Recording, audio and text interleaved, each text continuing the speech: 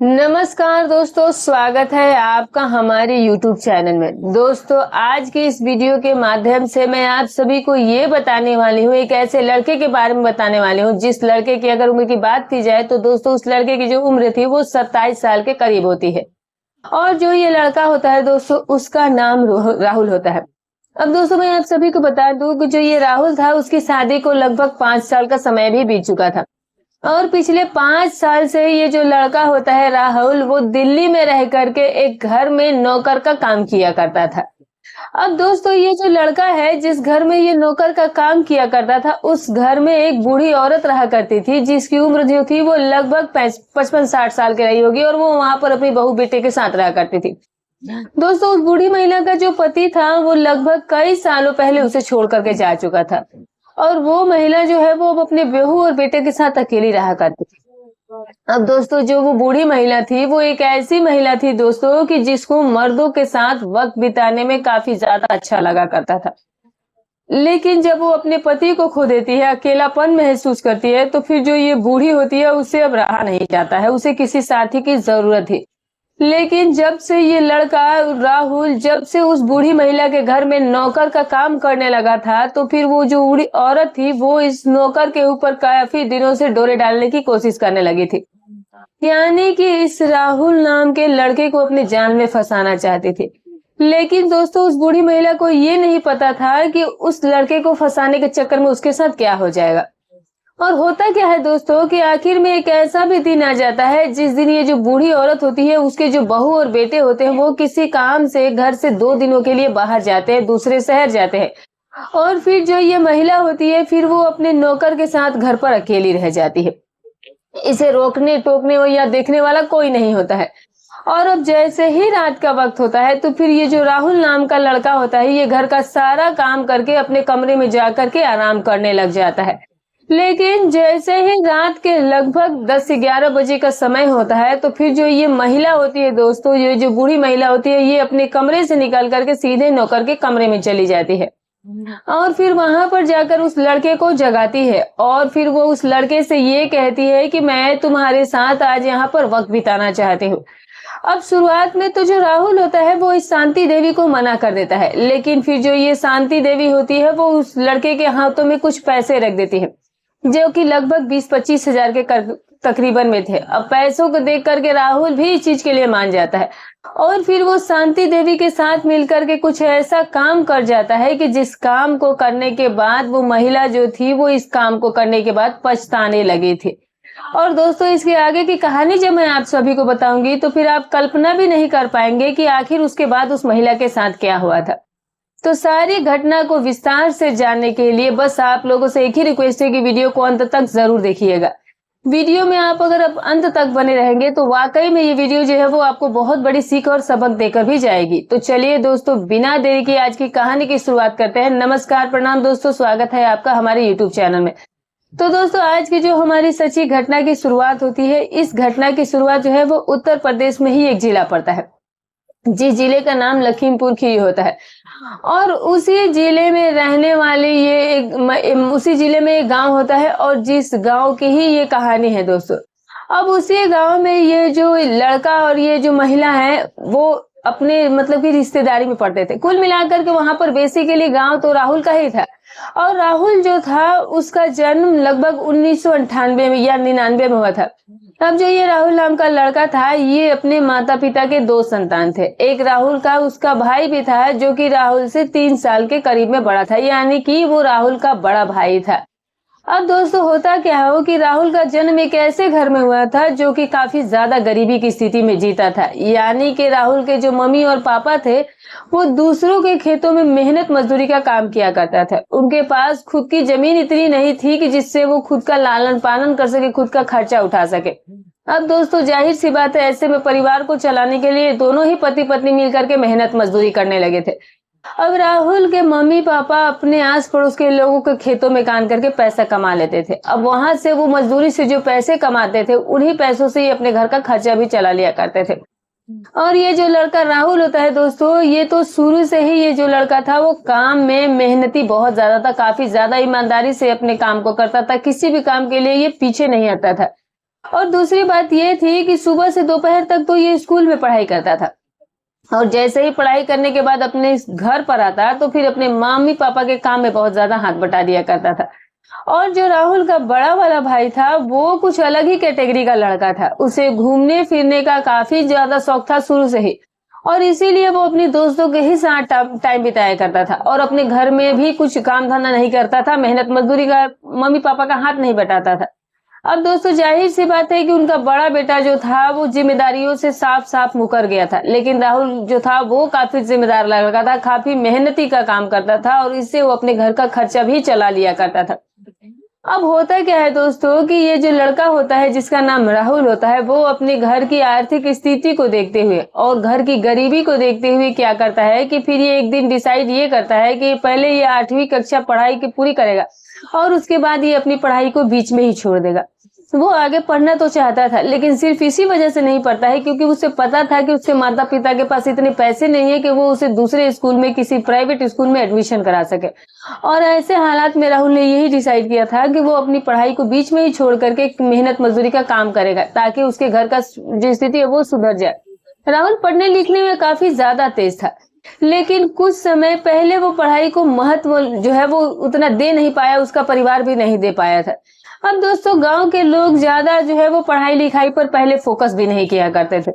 अब आज के टाइम में तो इतना कंपटीशन हो गया था कि सभी लोग पढ़ाई को महत्व देने लगे, लेकिन पहले के समय में पढ़ाई को और पैसे को इतना ज्यादा महत्व नहीं दिया जाता था। लेकिन राहुल के माता पिता भी उन्हीं में से एक थे, और राहुल जो होता है वो 8वीं की पढ़ाई पूरी करने के बाद अपनी पढ़ाई छोड़ देता है और फिर वो अपने घर के कामों में, अपने मम्मी पापा के काम में हाथ बटाना शुरू करता है।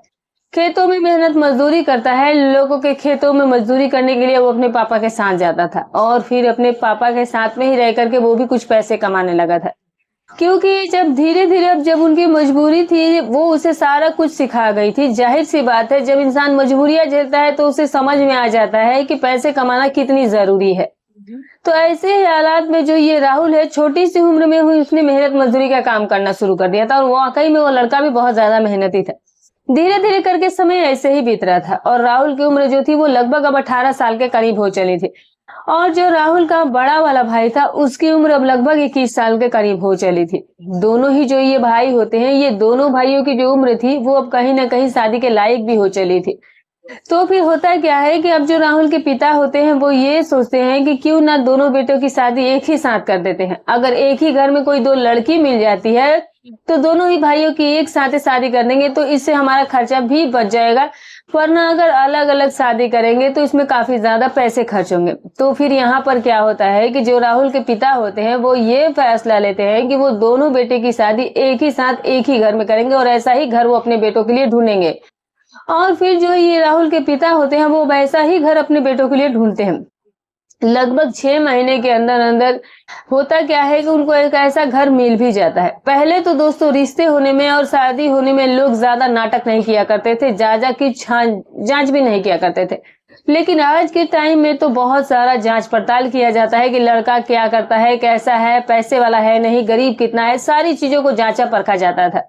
लेकिन आज से कुछ साल पहले लोग जो थे वो इतना इन चीजों पर ध्यान नहीं दिया करते थे, बस लड़का देख लिया अच्छा है तो फिर उस लड़के की शादी करवा दी जाती थी। अब होता क्या है कि जब राहुल के पापा अपने लड़के के लिए रिश्ता ढूंढते हैं तो फिर वो भी एक आखिरकार एक ऐसे घर में पहुंच ही जाते हैं जहां पर 2 लड़कियां होती हैं और जिनकी उम्र लगभग 18-19 साल के ही करीब थी, और दोनों एक ही घर की बेटियां भी थी और दोनों बहनें भी थी। तो फिर जब राहुल के पापा उनके घर पर जाते हैं और अपने दोनों बेटों के बारे में बताते हैं, तो फिर बेटों के बारे में बताने के बाद होता क्या है कि जो वो लड़कियां होती हैं वो इन दोनों भाइयों को पसंद कर लेती हैं। अब होता क्या है कि दोस्तों, क्योंकि जो राहुल और जो इनका भाई था ये दोनों ही लड़के दिखने में काफी ज्यादा स्मार्ट और हैंडसम थे, इनके शरीर की जो बनावट थी वो काफी अच्छी थी, लोग इन्हें काफी ज्यादा पसंद किया करते थे क्योंकि सुंदरता में इनकी कोई कमी नहीं थी। बेशक ही ये दोनों गरीब घर से थे, लेकिन जो इनकी शक्ल सूरत थी, जो शरीर की बनावट थी वो बहुत ही बेहतरीन थी। अब सभी लोग, गांव के भी लोग इन्हें काफी ज्यादा अच्छा कहा करते थे।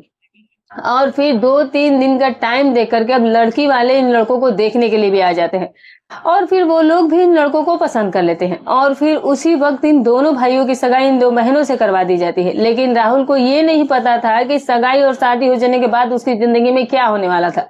अब दोस्तों होता क्या है कि लगभग सगाई का 20 दिन का वक्त भी बीत जाता है।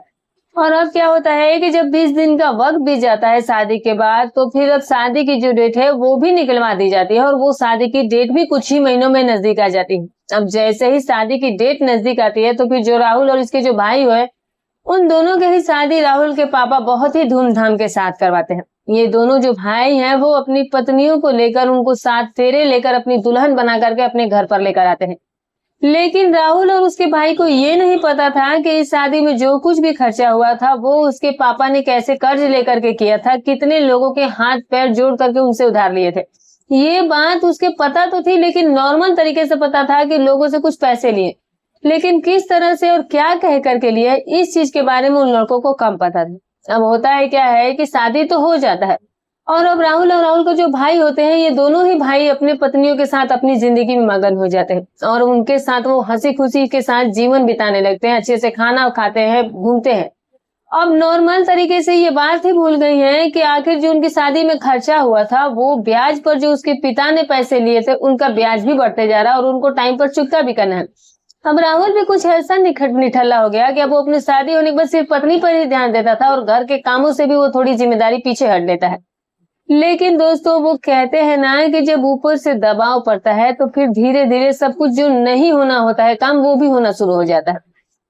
अब होता क्या है कि अभी राहुल के शादी को लगभग 1 साल का समय ऐसे ही बीत जाता है और 1 साल का समय बीतने के बाद क्या होता है दोस्तों कि ये जो राहुल नाम का लड़का है वो ये देखता है कि जो उसके पिता ने जिन लोगों से उधार लेकर के रखे थे, जो ब्याज वाले पैसों से दिए थे, तो अब जैसे ही उनका टाइम पूरा हो जाता है, जैसे ही देने की तारीख आ जाती है, तो फिर वो लोग इनके दरवाजे पर पैसे लेने के लिए आना शुरू कर देते हैं।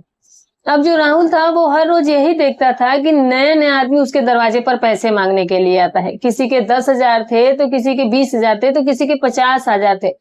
कई लोग रोज राहुल के घर पर आते हैं और राहुल यही सब देखता था। और अब कहीं ना कहीं राहुल इन चीजों से परेशान होने लगा था, क्योंकि कभी कभार वो कर्ज देने वाले लोग अपने मुंह से ऐसे शब्द निकाल करके जाया करते थे जो कि उससे राहुल को काफी ज्यादा ठेस पहुंचा करती थी उनके बातों से।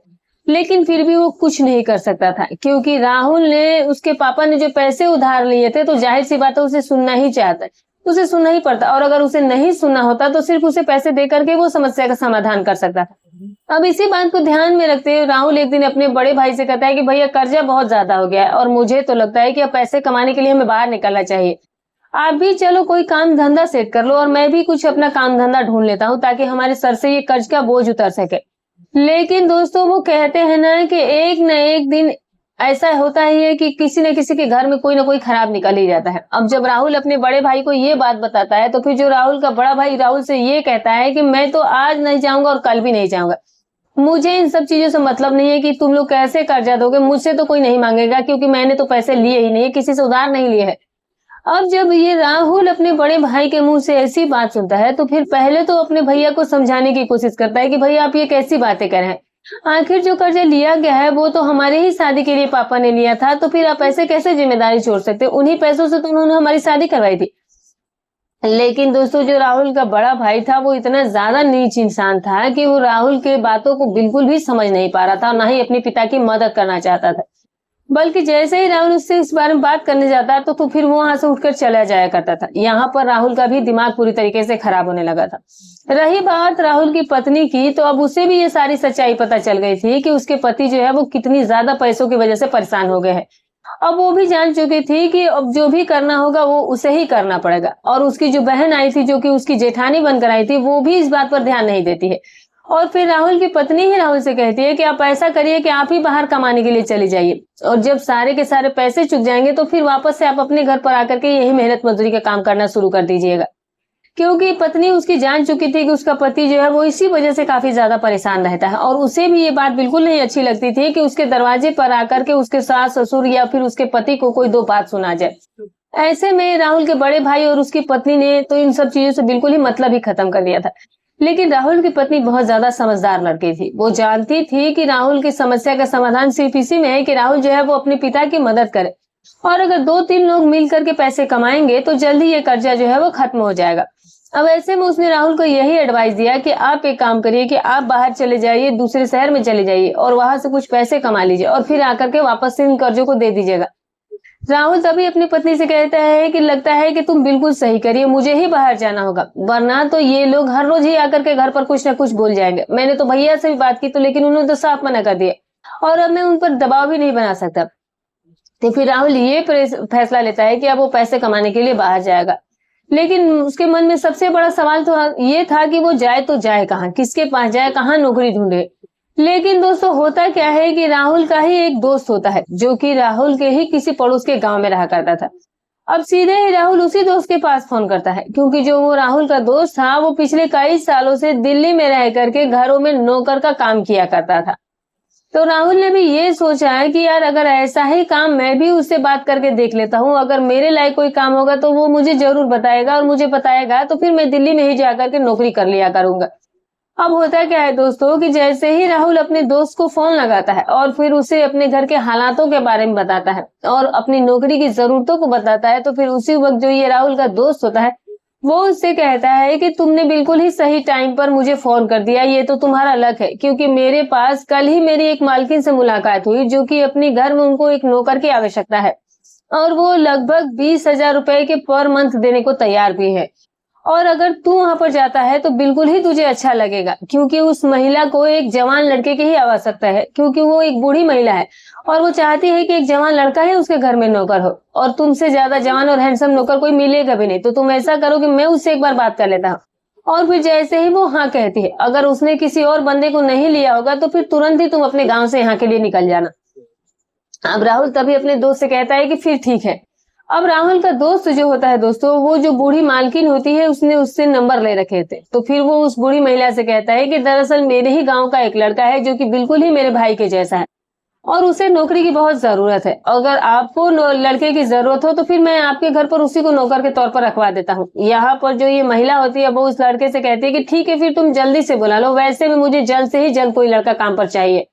अब ये बात सुन करके जो ये राहुल का दोस्त सनी होता है वो सीधे ही राहुल के पास फोन करता है और फिर राहुल को बताता है कि मैंने तुम्हारे लिए मालकिन से बात की है और तुम्हें इससे अच्छा मौका दोबारा कभी मिलेगा भी नहीं।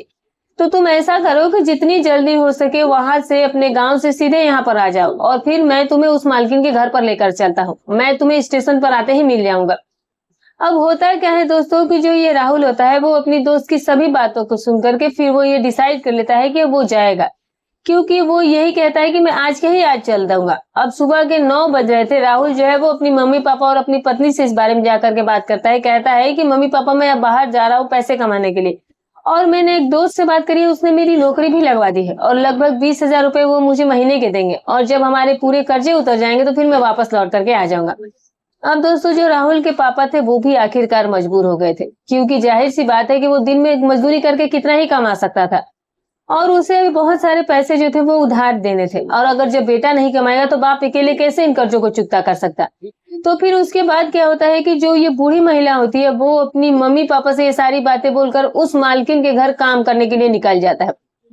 कुल मिला करके अभी उसकी शादी को मात्र 1 साल हुआ था, और ऐसे में अपनी पत्नी को छोड़ करके राहुल जो है वो दिल्ली में एक नौकर के तौर पर काम करने के लिए चला जाता है। सबसे पहले तो वो दिल्ली में जाकर के अपने दोस्त से मिलता है और उसका दोस्त जो है वो सीधा स्टेशन से उसे उस घर में ले जाता है जहां पर वो नौकर का काम करने वाला था।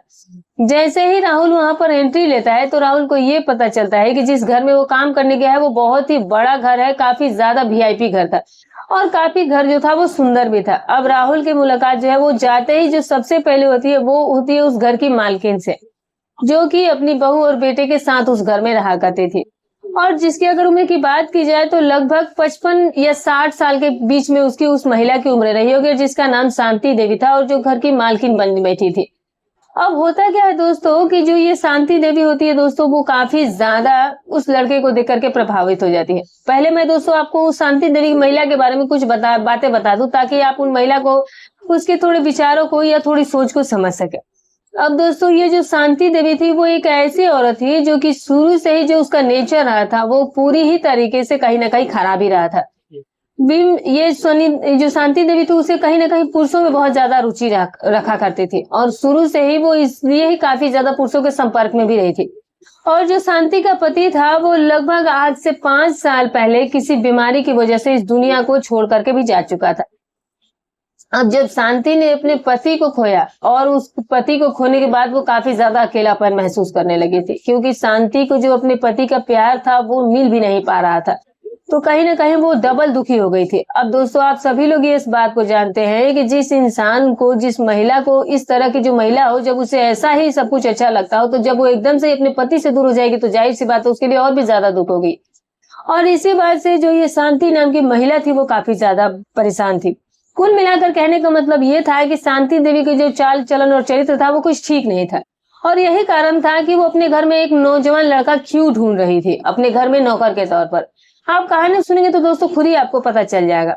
अब होता क्या है कि धीरे धीरे करके ये जो लड़का राहुल होता है, अब वहां पर अपनी काम की जिम्मेदारी संभाल लेता है, और जो वो शांति देवी के बहू बेटे थे उनसे भी उनका राहुल का बहुत ही अच्छा मेल जोल हो जाता है, और बहुत ही ईमानदारी के साथ ये जो लड़का है उस घर में अब रह करके नौकर का काम भी करने लगता है, क्योंकि ईमानदारी के साथ ही वो करने वाला लड़का भी था। राहुल एक गांव का रहने वाला लड़का था जो कि अपनी गरीबी से निकल करके पैसा कमाने आया था। वो एक ऐसे घर से आया था जिसमें उसने कभी ऐसी गलत चीजें देखी ही नहीं थी, और यही वजह थी कि जो ये राहुल था वो पूरी ही ईमानदारी के साथ अपने मालिक के काम को किया करता था। और जिस ईमानदारी के चलते ही जो बूढ़ी औरत के बहू और बेटे थे वो राहुल के काफी ज्यादा पसंद किया करते थे। वो राहुल को अपने ही साथ बैठा करके खाना भी खिलाते थे। नॉर्मल तरीके से वो राहुल को बिल्कुल भी नौकर समझ ही नहीं रहे थे, बल्कि उसे ऐसे रखते थे जैसे कि कोई घर का वो मेंबर हो। और उसी प्यार और प्रेम को देखते हुए, उसी चीज को देखते हुए ये जो लड़का राहुल था वो भी अपना जो काम था वो बहुत ही ईमानदारी और लगन के साथ किया करता। अब दोस्तों कहते हैं ना कि जैसे को तैसा। ऊपर से राहुल की स्थिति भी ऐसी थी कि वो कभी गलत चीजों के बारे में सोचता भी नहीं था, उसे कभी ऐसा चीज दिखा ही नहीं था। अब धीरे धीरे करके ऐसे ही वक्त बीत रहा था, और राहुल वहां पर रह करके बहुत अच्छे से काम भी करता है, और राहुल वहां पर रह करके काफी अच्छे पैसे भी कमा लेता था और घर भी भिजवा देता था, क्योंकि उस वक्त उसको महीने की सैलरी 20,000 मिल रही थी। अब दोस्तों, जब महीने के उसे 20,000 रुपए मिलने लगते हैं तो काफी साल तक लड़का उसी घर में काम करता है, तो फिर बहुत सारे वहां से पैसे कमा करके अपने घर पर भी भिजवा दिया करता था। अब जो उसके पिता के सर पर कर्जा था वो सारा का सारा चुकता भी हो चुका था, लेकिन फिर उसके बाद अब राहुल को पैसे की लत लग चुकी थी। अब जब राहुल को हर महीने 20,000 रुपए मिलते थे तो फिर अब उस पैसे के चक्कर में वो अपने घर बार से सारा लगाव ही छोड़ देता है, सारा मोह छोड़ देता है। अब उसे सिर्फ और सिर्फ पैसे कमाने थे। अब राहुल जो था वो लगभग 4 या 5 महीने में अपने घर पर, अपने गांव पर अपनी मम्मी पापा और पत्नी से मिलने जाता था, वरना फिर वो ज्यादातर समय जो है वो दिल्ली में ही रह करके शांति के पूरे परिवार के ही साथ बिताया करता था, क्योंकि अब राहुल का कहीं ना कहीं वहां पर मन भी लग गया था। और दूसरी बात, वहां पर उसे रहने के, खाने पीने के सारे चीजों के पैसे मिलते थे, और घर का काम भी बिल्कुल नॉर्मल था, बिल्कुल कोई उसे बाहरी काम भी नहीं था। और बस यही वजह थी कि जो राहुल था वो कई सालों तक उसी घर में काम करते रह जाता है। अब दोस्तों, शुरुआत में तो ये जो शांति देवी नाम की महिला थी, इसने इस नौकर के बारे में ऐसी कोई गलत सोच नहीं रखी थी, और ना ही कुछ ऐसा खास सोच करके रखा हुआ था। लेकिन हाँ, वो चाहती जरूर थी कि उसके घर में कोई एक जवान लड़का ही काम करे, लेकिन उसे नौजवान लड़कों से बात करने, उनके साथ वक्त बिताने में कुछ अलग ही ज्यादा मजा आता था। लेकिन जब धीरे धीरे समय बीतने लगता है, और फिर जो ये शांति देवी होती है, जब वो अपने पति के प्यार ना मिलने की वजह से काफी ज्यादा परेशान हो गई थी, क्योंकि अब जाहिर सी बात है उसका पति इस दुनिया में था ही नहीं जिसके साथ वो वक्त बिता सकती, और इसीलिए वो अपने पति को काफी बहुत ज्यादा मिस किया करती थी। और अब धीरे धीरे करके ऐसे ही समय बीत रहा था, और जो ये शांति नाम की महिला होती है वो अब राहुल के ऊपर धीरे धीरे डोरे डालना शुरू कर देती है। अब ये धीरे धीरे राहुल को काफी ज्यादा पसंद भी करने लगती है, राहुल के साथ थोड़ा टाइम भी बिताती है, उसे खूब हंसी मजाक करती है और बातचीत करती, और उसके नजदीक जाने के लिए काफी ज्यादा कोशिशें भी करने लगती है। अब जो ये राहुल होता है, इन बातों के बारे में उसे थोड़ा सा भी नहीं पता था कि ये जो मालकिन है वो उससे क्या चाहती है, या फिर उसके ज्यादा इतने क्यों हंसी मजाक करती है। क्योंकि दोस्तों, वो जब भी राहुल से बात करती थी या फिर उसके पास जाकर बैठती थी, चटपटी बातें करती थी, तो राहुल बस ये समझता था कि ये जो महिला है वो काफी ज्यादा हंसी मजाकी है, काफी ज्यादा खुशमिजाज है। इसीलिए राहुल इन बातों पर इतना गहराई से नहीं सोचता था। लेकिन उसे क्या पता था कि ये महिला उसके साथ क्या क्या करवाना चाहती थी। और उसके बाद क्या होने वाला था दोस्तों, मैं आप सभी को बता देती हूँ कि लगभग 6 महीने लगातार ये जो शांति देवी होती है वो राहुल के ऊपर डोरे डालती है, उसे भांपती रह जाती है। लेकिन इस शांति देवी का जो मेल था वो आखिरकार बैठ नहीं पा रहा था, क्योंकि दिन में जो शांति देवी की बहू थी वो घर पर ही रहा करती थी, तो फिर उसके सामने वो नौकर से कुछ ज्यादा नजदीकी बढ़ाना या ऐसे कोई बातचीत करना संभव ही नहीं हो पा रहा था। तो फिर अब शांति देवी कई दिनों से ऐसा मौका ढूंढ रही थी जिस मौके पर उसके बहू और बेटे घर पर ना हो। और आखिर में वो टाइम एक दिन आ ही जाता है जिस दिन उसके बहू बेटे घर पे नहीं रहते हैं। अब दोस्तों होता क्या है कि एक दिन 30 मई को इसके जो बेटे और बहू होते हैं, अब वो किसी दूसरे शहर जाने वाले थे, किसी दोस्त के शादी में जाने वाले थे जो कि इनके रिश्तेदार ही थे। अब वहां पर ये लोग तो जाने वाले थे और उन्होंने शांति देवी से भी कहा था कि उनका एक रात में आना नहीं होगा, तो फिर वो 2 दिनों के बाद ही आएंगे। जब शांति अपने बहू बेटे के मुंह से ऐसी बात सुनती है तो बहुत खुश हो जाती है। उसकी तो खुशी का मानो ठिकाना ही नहीं रह गया था। शांति कहती है कि बिल्कुल भी कोई दिक्कत नहीं है, तुम लोग को जितना दिन मन करे उतने दिन रह करके आना। और फिर होता क्या है कि सुबह के 10 बजे के आसपास उसके बहू और बेटे उस घर से निकल जाते हैं। और अब शांति देवी उसके बाद ये सोचती है कि शायद उसे अब दोबारा कभी ऐसा मौका मिले या ना मिले। और आज शांति देवी ये सोचती है कि आज मुझे इस लड़के के साथ कुछ ऐसा करना होगा जिसे वो हर पल याद रख पाए। लेकिन फिर शांति ने यह भी सोचा कि पता नहीं वो उसकी बात को मानेगा भी या नहीं मानेगा, तो ऐसा करती हूँ कि कुछ पैसे रख लेती हूँ। अगर वो मेरी बात नहीं मानेगा तो फिर मैं पैसे देकर उसे वो काम करवा लूंगी, और पैसे से तो ये नौकर जरूर मान जाएगा। और फिर ये शांति देवी है, ये भी सोचती है कि क्या पता ये नौजवान लड़का है, कितनी देर तक ये सब कुछ हो पाएगा। तो शांति देवी ने ये सोचा कि क्यों ना गोलियों का भी प्रयोग कर लिया जाए। अब शांति देवी के सारे ख्याल जो थे वो खुद अकेले अकेले इन सारी योजनाओं को अंजाम दे रही थी। अपने ही ख्यालों में इन सारी बातों को वो सोचे जा रही थी, बिना ये सोचे समझे कि वो किस तरह का काम करना चाहती थी और उससे उसका क्या परिणाम निकलने वाला था। खैर शांति देवी ने ये सारा प्लान बना करके तैयार कर लिया और फिर उसने दवा का इस्तेमाल करने के बारे में सोचा। और फिर जो ये शांति देवी होती है वो सीधे ही पास के मेडिकल स्टोर पर पहुंच जाती है। और फिर वहां पर जाने के बाद वहां से वो डॉक्टर को सारी चीजें बताते है, समझाती, और वहां से वो दवा ले लेती है दोस्तों। अब होता क्या है कि उस गोली को लेने के बाद ये शांति देवी वापस से अपने घर आ जाती है। शाम के समय पूरा का पूरा खत्म हो जाता है। अब रात के लगभग 10 बजे का समय भी हो चला था। अब जो ये राहुल नाम का लड़का था, ये अपने मालकिन के घर का जो भी काम था सारे ही काम को निपटा करके अपने कमरे में आराम करने के लिए चला जाता है। और दोस्तों मैं आप सभी को बता दूं कि ये जो शांति देवी थे ये सोची है कि अब रात तो काफी हो चुकी है, तो अब मुझे उसके कमरे में जाना चाहिए। तो फिर ये जो शांति देवी होती है वो रात के 11 बजे अपने नौकर के कमरे में जाती है। जैसे ही वो नौकर के दरवाजा खटखटाती है तो फिर आकर के राहुल कमरे का दरवाजा खोलता है। जैसे ही वो दरवाजा खोलता है और जब इतनी रात को पहली बार वो शांति देवी यानी कि मालकिन को अपने सामने देखता है खड़े हुए, तो उसको एकदम से ही चौंक जाता है और सोच भी पड़ जाता है कि यार ये मालकिन मुझे इस तरीके से मेरे इतनी रात को मेरे कमरे में क्यों आई होंगी, आखिर क्या बात हो गई होगी।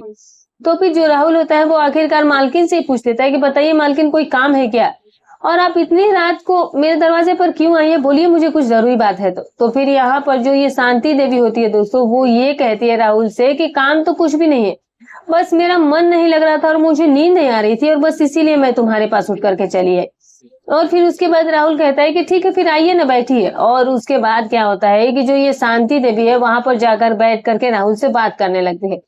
लगभग 15-20 मिनट तक वो राहुल से मीठी मीठी बातें करती है। और इतना समय बीतने के बाद दोस्तों अब जो ये शांति देवी होती है वो राहुल से ये कहती है कि राहुल दरअसल बात ये है कि पहले वो उसका हाथ पकड़ लेती है और हाथ पकड़ने के बाद उसे कुछ अलग ही तरीके से स्पर्श करती है और फिर राहुल से कहती है कि मैं यहाँ पर तुम्हारे साथ कुछ पल बिताने आई हूँ। वैसे भी मैं काफी दिनों से तुम्हारे साथ ये समय बिताना चाहती थी, लेकिन क्योंकि मेरे बहू बेटे घर में थे इसीलिए मैं कुछ कह नहीं पाई, कर नहीं पाई। लेकिन आज वो घर पर नहीं है तो इसीलिए मैं तुम्हारे पास आ गई। लेकिन यहाँ पर जो ये राहुल होता है वो शांति देवी से कहते हैं कि मालकिन आप ये क्या बोल रही है, आप मेरी माँ की उम्र की है तो मैं आपके साथ ऐसा कोई भी काम नहीं कर सकता। प्लीज आप मुझे इस चीज के लिए माफ कीजिए, क्योंकि वैसे मैं आपके घर पर एक नौकर हूँ और आप घर की मालकिन हूँ। भला ये मेल जो है वो कभी भी सही बैठ ही नहीं सकता है। लेकिन फिर दोस्तों यहाँ पर जो ये शांति देवी है वो कहती है कि तुम पागल हो क्या, ऐसा कुछ भी नहीं है, ना ही पैसे से कुछ होता है और ना ही मालकिन और नौकर के रिश्ते से कुछ होता है। तुम बस ये बताओ कि तुम ये काम करोगे या नहीं करोगे, इसके लिए मैं तुम्हें पैसे भी देने को तैयार हूँ। और इसके बाद शांति देवी तुरंत ही अपने पर्स से 50,000 रुपए निकालती है। पता नहीं शांति देवी को क्या ये सूझा था कि पहले ही झटके में वो राहुल को 50,000 रुपए की गड्डी उसके हाथों में धरा देती है। अब जब राहुल इतने सारे पैसे को एक साथ देखता है तो जाहिर सी बात है वो एक नौकर था और बहुत ही गरीबी से निकला था। और उसी तरीके से आखिरकार राहुल की नीयत बदल जाती है। अब राहुल उन पैसों को देकर के तुरंत ही जो ये मालकिन होती है, जो शांति देवी होती है, उनके काम के लिए हामी भर देता है। कहता है कि ठीक है मालकिन, अगर आप ये चाहती हैं तो फिर मैं आपके साथ पल बिताने के लिए, वक्त बिताने के तैयार हूँ। और फिर राहुल उन पैसों को मालकिन से ले लेता है। और फिर जो ये शांति देवी होती है, जब वो पैसे उसे दे रही थी तो फिर उसी वक्त वो उसके लिए गिलास में पानी लेकर के, जो गोली वो दवा लेकर के आई थी, उन गोलियों में से 2-3 गोलियां ये जो शांति देवी होती है वो राहुल को पानी में डाल करके दे देती है। और फिर उसे जाकर के देती है और कहती है कि पहले ये पानी पी लो। अब दोस्तों ये जो राहुल होता है वो बेफिक्र होकर के उस पानी को पूरे से पूरे पी जाता है, क्योंकि राहुल को कुछ नहीं पता था कि पानी पीने के साथ उसके साथ क्या होने वाला था। अब जैसे ही राहुल वो पानी पीता है और लगभग जब 10 या 15 मिनट का वक्त बीता है, तो इतना समय के बीतने के बाद राहुल का दिमाग अब चकराने लगता है, क्योंकि उसके दिमाग में कुछ अलग ही तरह के ख्याल आने शुरू हो जाते हैं। अब जैसे ही विमला को ये पता चलता है कि उसकी दवा जो है वो काम कर चुकी है, तो फिर उसके बाद क्या होता है कि दोनों जो है वो अब सीधा ही वहां पर चारपाई लगी थी वहीं पर जाते हैं। लेकिन फिर उसके बाद जो ये राहुल होता है वो शांति आंटी के साथ कुछ इस तरीके का गलत रिश्ते कायम करता है कि फिर उसके बाद वो जो महिला होती है उसे खुद पर यकीन नहीं आ रहा था। आप समझ सकते हैं कि दोस्तों उसके साथ क्या कुछ हुआ होगा। यानी कि जो ये राहुल नाम का लड़का था, लगभग 4 से 5 घंटे तक उसके साथ उसके सारे कहे अनुसार काम करता है, जो जो वो महिला कहती गई, और जिसकी वजह से उस महिला की कंडीशन जो थी वो कहीं ना कहीं खराब हो चुकी थी। तो दोस्तों इस तरीके से एक राहुल नाम के लड़के ने कुछ पैसों की लालच में आकर और शांति ने अपनी जरूरत को पूरा करने के लिए एक नौकर को पैसे देकर के ये सारा गलत काम कराया। तो दोस्तों ये रही कहानी। आप इस कहानी के बारे में जो भी राय रखते हैं कमेंट करके जरूर बताइएगा। दोस्तों हमारी कहानी सुनाने का उद्देश्य किसी की भावनाओं को ठेस पहुंचाना है, ना ही किसी के दिल को आहत करना, बस केवल आपको सतर्क करना है, आपको जागरूक करना है। तो दोस्तों वीडियो जो भी हो, राय हो, कमेंट करके बताइएगा। फिर मिलूंगी कल एक और नई सच्ची अच्छी घटना के साथ। तब तक अपना और अपने परिवार का ख्याल रखिए।